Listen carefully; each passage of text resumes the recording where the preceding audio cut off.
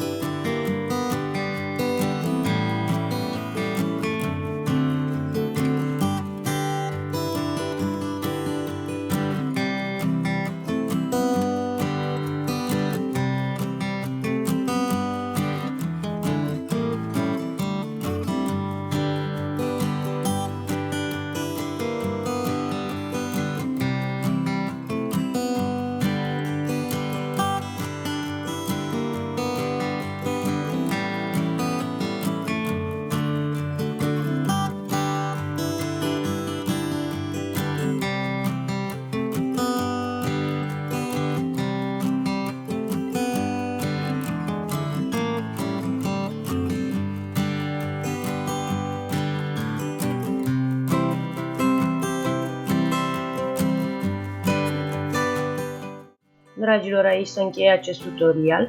Dacă v-a plăcut și v-a încântat această idee, nu uitați să-mi spuneți părerile voastre în secțiunea de comentarii. Vă mulțumesc pentru vizionare și ne auzim cât de curând la următorul tutorial. Dar până atunci, vă pup și vă îmbrățișez cu drag!